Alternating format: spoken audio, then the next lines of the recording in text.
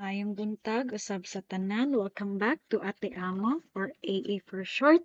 So let's continue our topic about the adjusting entry, the fourth step of the accounting process. So we have already discussed about the introduction. So now we will discuss about the accruals. So a quick review again, there are different types of adjusting entry, and for today's topic, let's talk about more about the accruals. So accruals, for short, is you focused on the cash. So in the part of the accruals, the cash is not yet received or is late. In the part of the deferrals, the cash is paid in advance or received in advance. So for an example, if you are paying for your load, right, or your data, load data to have an internet. So if you are the customer, you will pay in advance the load, but you have not yet used, right, the internet data. So this is an example of the prepaid internet expense. Then in reverse, in the part of the company, they have already received they have already collected or received the cash in advance, but they have not yet given that service that the customer paid for. They have not yet let the customer use their internet service. So that's what we call unearned internet income. So these are the deferrals: prepaid internet expense and unearned internet income. On the part of the accruals, an example for this is that the utilities, the water bill, the electricity bill. So for the accrued utility expense, you have used, right, the electricity and the water for this month of January 2023. But for the payment, you will pay the service on the next month on February 2023, right? Because that's in the contract. So on your part, you have used the service, but you have not yet paid in cash. So that's what we call accrued utility expense. In the part of the company, they have already provided you the water, the electricity, so but they have not yet received your payment. So that's an accrued utility income for the government or the private company who are giving the water and electricity services. So what are accruals? There are two types of accruals: accrued income and accrued expense. So for the kada lang ibsi sa day nato no, nakalimot ko. So ang deferrals guys, mo na ito na nag-una ka og bayad kung ikaw ang customer ba, nag-una kag bayad pero wa pa nimo nagamit tong imong load untana para internet, mo na prepaid internet expense. Pero kung baliktad, kung sa kumpanya ka, kung ikaw ang kumpanya, ikaw ang internet company, nakadawat ka daan sa kwarta, nagibayad sa imong customer, pero wala pa ka o pa nimo sila gipagamit og internet na service. So ang tawag ana unearned internet income. Nya baliktad diri sa accruals, ang example jud ani kay ang atong kuryente og tubig, kung ikaw ang customer, di ba, nagagamit na ta karong January 2023 sa tubig, sa kuryente, pero wa pa ta nagbayad kay ang nakaputang biya sa kontrata pag sunod buwan na ta mobayad, which is for example sa mga February February 2023. So ang tawag ana, nakadawat ka sa serbisyo, nakadawat ka sa kuryente, nakagamit ka sa kuryente, nakagamit ka sa tubig, pero wa pa ka nagbayad, ang tawag ana accrued utility expense. Nya kung ikaw ang gobyerno, ikaw ang private company na nagahatag atong tubig ug ang kuryente, ang imuha accrued utility income kay ginaserbisyohan na nimo ang mga tao, yung mga customer, tagaan nimo sila kuryente ug tubig pero pa kanila gibayaran. Kay sunod buwan pa kanila bayaran. So ang tawag ana accruals. So let's go back to English. So the definition for accrued income, it is to recognize or record revenue or income earned regardless of when it is collected. Sa Bisaya pa, imong ilahon o i-record nimo ang katong halin bisan wala pa nimo na kolekta ang cash. O nya, accrued expense, to recognize record expense, to recognize or record expense incurred whether paid or not. Sa Bisaya pa, imong ilahon o imong i-record ang katong gasto na imo nang nagamit pero pa nimo gibayaran. Ay whether gibayaran nimo o wala. So that is accruals. Now makaanak ta, di ba, na mga expense na income, na expense na income. So unsa ni sila equity, di ba? Ang owner's equity kay capital minus drawings plus income minus expenses. So plus profit minus loss. So unsa dahil ni sila kanang equity? Ang answer kay no. These are assets and liabilities because they are not yet, they are not yet complete, di ba? Like sa accruals, the cash is not yet received or paid, but the service is already completed. In the part of deferrals, the cash is already paid or received, but the service is not yet done. So, mo na asset pa siya and liability. So, sa accruals, accrued income is a receivable in the part of the katong government or private company who offers electricity and water utilities, right? The watunon pa man niya, receivable. The cash is still receivable and the service is already done. Then the part of the customer, it's a payable accrued expense because the customers already used the service but they have not paid yet in cash. And on the deferrals, the pre-collection of income and earned income, the part of the company, they have already received the cash but they have not yet provided the service, the internet, o pa nila na provide ang internet. So, they are liable to provide that service to the customer. Then, the prepayment of expenses or the prepaid expense, the customer already paid, so it's an asset to them. Okay, it's an asset to the part of the customer. So, that's it. Then, let's move on. Let's give another example to really understand this more. So we can see that this is SM Mall. SM Mall. So what is the main source of income of SM Mall? It's the space rental, right? They rented all their space here inside. So, loy ka, English ba ay? Basta, magparenta sila sa sulod. Mo na ang negosyo sa SM. And then, one of the customer of SM is the Jollibee. Bida ang saya. So, in the part of Jollibee, since nag-rent mo siya kay SM, so it is a rent expense. In the part of SM, since SM is the owner of the building, so it's a rent income. So, illustration. SM Prime Holdings owned SM malls and rent the space inside the building. Jollibee Foods Corporation rented a space to open a new branch in January 2022. For example, Jollibee rented a 100 square meter space for 100,000 pesos per month payable every fifth day of the following month. The rental for the month of December 2022 will be paid on January 5, 2023.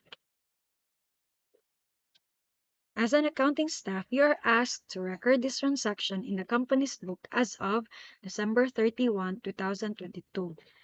Again ha, for example, si Jollibee, nagrent siya o 100 square meter space for 100,000 pesos taga buwan, na bayro nun niya taga kalimang adlaw sa sunod na buwan. So, balik karon if the rental for the month of December 2022 will be paid on January 5, 2023.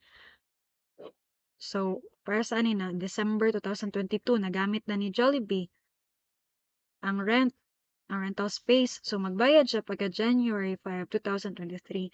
Karon as an accounting staff, unsaon nimo ni pag-record kay December 31 man ka mag-record. So, in the part sa SM, this is an income.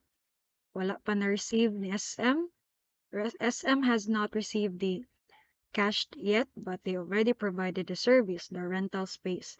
In the part of Jollibee, it's an expense since they have already used the rental space, the service, but they have not paid yet in cash. So, how to record this?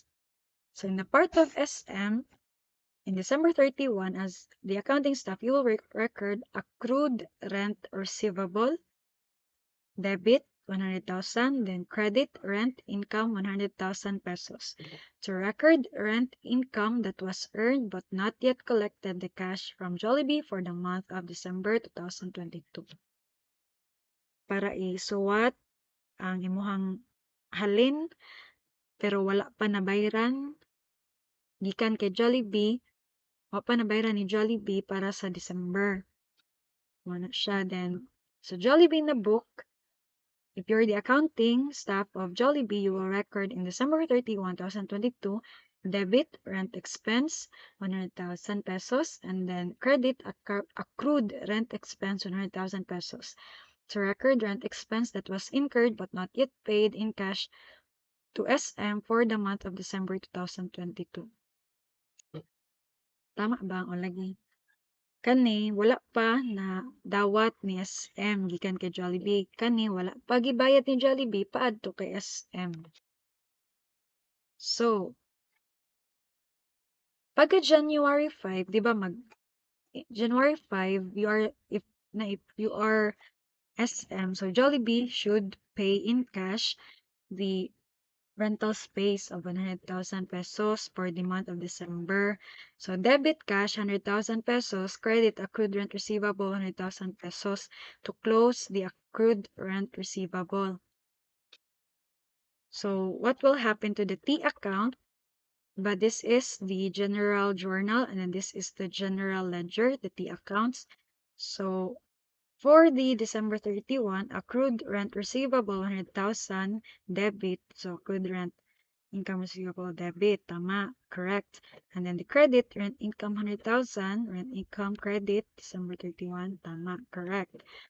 And then in January 5, debit cash 100,000, correct.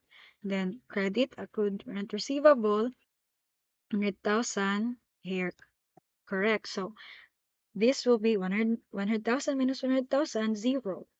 Because Jollibee had already paid in cash for the rent income, right? SM have received the cash for the rent income. Then on the Jollibee's part, so in January 5, we have, as an accounting staff, you have already recorded this, right, in December 31. So in January 5, you will record the cash payment to SM for accrued rent expense for December 2022. So debit accrued rent expense 100,000, credit cash 100,000. So in the T account, you record the rent expense, right? Rent expense 100,000 debit, correct? And then the accrued rent expense credit, December 31, correct? And then in January 5, you record accrued rent expense debit 100,000 and then the cash credit 100,000. Because credit not to ang cash kay nagbayad man ta, we are paying. So if you're in the Jollibee part, so you release or you give away 100,000, okay, for the rent expense. So you can pause this video to read this all again if you're still having some doubts or confusion. So just pause this video. So where to record accruals in financial statement? So for the upper part, the cash, accrued rent income is a receivable. So both of these are assets, right? This is also asset, but the accrued rent expense is payable. So this is a liability. So asset and liability will be recorded in the balance sheet, while the rent income and rent expense are part of the equity, right? So they will be recorded in the income statement. So what if the accruals are not recorded? Effects of error or omission of accruals and FS. So, unsa day mahitabo kung nakasayop ka or wala nimo gi-record, wala nimo gisulat ang accruals. Ang mahitabo man gyud ani. So, apektuhan balance sheet, income statement, and owner's equity. These three financial statement will be affected if you will not record the accruals. So in the part of if you will not record the accrued rent income and the rent income, since these two are partner, right? You remember these two are partner here, right? Accrued rent receivable, rent income, and then this also rent expense, accrued rent expense. They are partners, matching principles. So if they are not recorded, what will happen? The asset, if you will not record this one, the accrued rent income, since this is an asset, so the asset will be understated, lacking, makulangan, kulang. Then the rent income, if you will not record the rent income, the income and profit would be understated in the income statement and in the owner's equity. Understated, lacking, kulang. So, unsay pasabot ana? For example, no, unsa man ni siya, cash, ang mga cash, di nimo ma-record ang receivable. So, kung mangayo ka og 13-month pay, I mean, bonus, the Christmas bonus in your, na, if you will ask for a Christmas bonus from your boss, right? Then your boss will, I mean, he will not agree with that because he will say that my profit is not that big. It's, it's lacking. I don't have extra money to give you a Christmas bonus. And then in reality, you have not recorded the accruals. That's why the profit was low or lacking. Sabi siya pa day, nalimtan man imo nag-record mo na imong amo, di mo hatag sa imo og bonus kay gamay ra daw iyang halin, iyang kita. Mo na kinahanglan jud i-record ning accruals. Same with the rent expense. If you have not recorded the accrued rent expense and rent expense, diba matching principle, sila daw partner ni sila. So, ang imong liability kani, the utang, the loan, the payable will not be, if this will not be recorded, then it is lacking, right? The actual account of liability is lacking, understated. Gamay ra. And then the expense also, okay, since you did not record the rent expense, then the expense is understated, it is lacking, it is kulang, then the profit is overstated, kaya wala nimo nabawasan ang profit sa expense, kaya wala gini mo na record. So, the profit will be overstated. The owner's equity will also be overstated. Kaya diba, ang owner's equity, capital plus profit. So, you have overstated na. And then, for example, noon, your amo, char, ang English ha. Yung amo, maghatag og Christmas bonus sa imo ha. And then, kanang manukot na si BIR, uy, I mean si BIR, si SM, manukot si SM. Excuse me, where are your payment for our rental expense? And then your boss would be shocked because you have now, oh my goodness, I don't have any money anymore because I gave the extra money as a Christmas bonus for my employees. Diba? So the boss will get back the Christmas bonus. Kanang bawion. Bawion usab sa inyong amo dahil niya makasab-an pa jud mo kay ngano wala nimo gi-record wa ka nag-ingon na napaday ko'y bayronon na rent expense sa SM. Ang binako na record na nimo, binako nakabayad na ta wa pa di ay ang binabalik inyong Christmas bonus.